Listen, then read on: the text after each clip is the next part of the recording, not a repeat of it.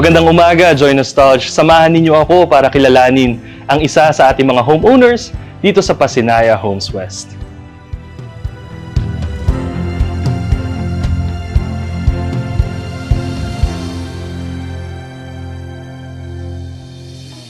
Okay, tara guys, samahan niyo ako sa bahay ni Ate Joy. Ate Joy, nandiyan ka ba? Hello po. Good morning po, sir. Hello po ma'am, good morning po. Good morning po. Okay lang po ba kayong maabala para makapanayam or ma-interview po ngayon? Opo, sir. Sige po ma'am. Pasok po. Thank you po. Pasok.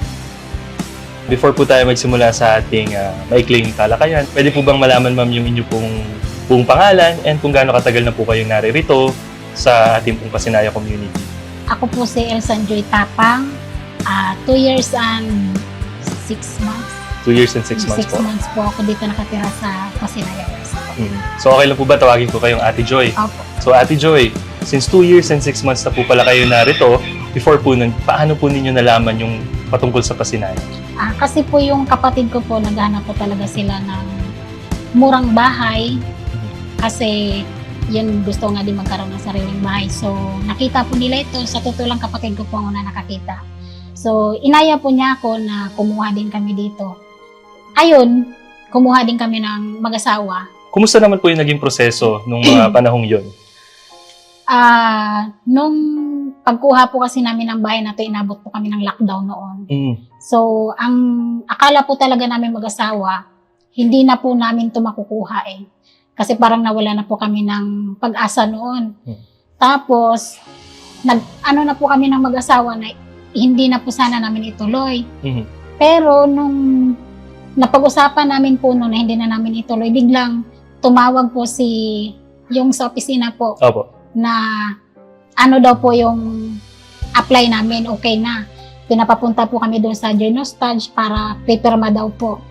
Yun, pasalamat po talaga kami noon kasi talagang para sa amin binigay ni Lord itong bahay na to. So saktong-sakto po Yes lahat. po. Baga, timing talaga na Opo. na-aprobahan kayo and then nakapag-move in agad. Opo. Another question lamang po, Ate Joy. Ano po ba yung pangarap ninyo para sa inyong sarili at syempre para po sa inyong pamilya? Ako, pangarap ko po talaga noon na magkaroon po kami ng sariling bahay. Tsaka, negosyo po yung sa tindahan. Pero, napaka-bless ko po talaga kasi sinagot po talaga ni Lord lahat yun. Nagkaroon po kami ng bahay at tindahan din po. Binigay ni Lord. Tsaka sa ngayon, ang ano ko po, yung anak ko, pangarap po sana ko makapagtapos po ng pag-aaral. Naging successful. Paano po, ma'am, nakatulong yung Pasinaya sa pagtupad po ng mga pangarap na nabanggit po ninyo? Nakatulong po ang Pasinaya na para sa amin, pamilya, nakatulong po siya kasi hindi na po kami nangupahan. Iba din po kasi pag nangungupahan kayo. Tapos, eto, maliit lang din naman ang monthly namin. Malaki po talagang tulong sa amin. Ano po yung parang, kung may kukumpara po ninyo yung sitwasyon nyo before sa ngayon, ano po yung malaking masasabi ninyo na pagbabago? Malaking pagbabago po nung Simula po nung manirahan po kayo. Opo, iba din po kasi noon at sa ngayon. Sa ngayon po medyo umokay po yung buhay namin kasi hindi po namin iniisip na buwan-buwan may maniningil sa amin kasi nangungupahan lang kami noon. Eto, sariling bahay na namin. So, talagang gumaan po talaga kami doon. Kasi ano na talaga namin sariling bahay na. So, para mas maginhawa na po yung maginhawa pakiramdam. talaga. Ate Joy, paano po ninyo nagagampanan ng mahusay yung inyo pong tungkulin sa pamilya at sa Pasinaya community? Sa palagay ko, nagagampanan ko yun sa pamamagitan ng pagtulong ko sa kapwa. Pag halimbawa mayroong nangangailangan ng tulong, tinutulungan ko rin po sila sa abot ng aking makakaya. Sinusuportahan ko din po yung asawa ko, anak ko. Masasabi niyo po ba, Ate Joy, na malaki po yung involvement ninyo or sinusubukan niyo pong maging involved sa mga kaganapan po dito sa ating komunidad? Opo, dito sa community, marami din po talagang nangangailangan ng tulong na kailangan din pong tulungan kung kaya naman ng maabot ng kakayanan, kaya pong tumulong. Tsaka dito po sa street namin talaga natutulungan din po talaga kami dito. Ate Joy, ano po ang motto na gumagabay sa iyo upang paghusayan ng anumang bagay na inyo pong ginagawa? Ang motto ko is kung kaya mong tumulong, tumulong ka. Huwag maging mapagmataas. Yun po. Yan po bang motto na yan ay masasabi po ninyo na ibinabahagi nyo rin sa mga kapitbahay po ninyo, Yes. syempre sa inyo pong pamilya? Opo. Kayo po ba ay parte ng isang organisasyon dito sa komunidad? Opo.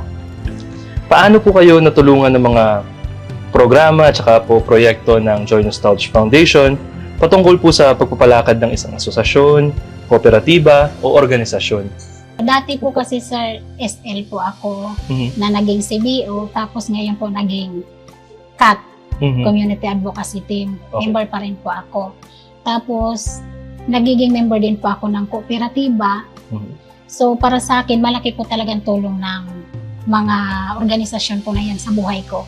Kasi sa araw-araw po, hindi lang po sa akin, pati din po sa mga ka-street ko, kung ano din po yung mga binababa ng JNF, members ng JNF po, especially sila ni Sir Allen, si Sir Paul, yan, lahat po sila, kayo, yun.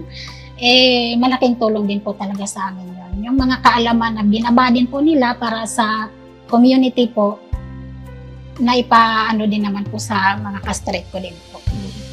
So, bali po, masasabi ko na aktibo talaga kayo nakikilahok sa mga programa at saka proyekto ng JNF. Yes. Ano po dun sa mga proyekto at programa na yun yung pinaka tumatak sa inyo at yung masasabi po ninyo na nagagawa po ninyo or na i-apply nyo po sa inyong pang-araw-araw na buhay?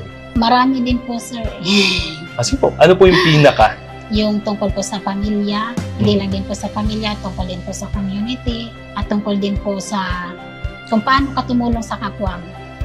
Paano nyo po masasabi na natulungan kayo ng JNF na magkaroon ng matatag na pamilya, panatag na komunidad at maginhawang pamumuhay? Malaking tulong po talaga yon na magkaroon ng samahan yung buong, hindi lang po sa street, sa buong pong Pasinaya West. Nakakatulong po ang JNF sa akin, hindi lang din po sa akin, pati naman din po sa buong community. Dahil po dun sa mga aral na binababa po nila na para lalong lumago po ang pamilya at ang community. Nabanggit niyo po kanina, Ate Joy, na marami po kayong mga learnings o mga bagay na natututunan mula po sa mga programa at saka proyekto ni JNF. Meron po ba kayong mga nare-recall na pagkakataon kung saan kayo po mismo yung nagbahagi sa ibang tao? Yes po. Tungkol din po sa paano magpaunlad ng pamilya. Mapatatag yung samahan ng pamilya at ng community. Paano nyo po, Ate Joy, na nahihikayat yung ibang mga, sabihin natin, mga kapitbahay ninyo, kasama po ninyo dito sa community, na dumalo o makiisa po sa mga activities ni JNF para kagaya po ninyo, marami din po kayong matutunan? Kinakausap ko po sila isa-isa, pinupuntahan ko po sila sa bahay. Pag wala naman, chinachat ko po sila para sabihan na ganito, may event si JNF, may mga pag-uusapan o merong pagmimitingan. Yung iba naman po kasi laging wala din po sa bahay, may mga trabaho. So, yung kung sino lang din po yung nandyan, yun lang din po yung lagi kong kasama. Pag napunta sa clubhouse, ganon.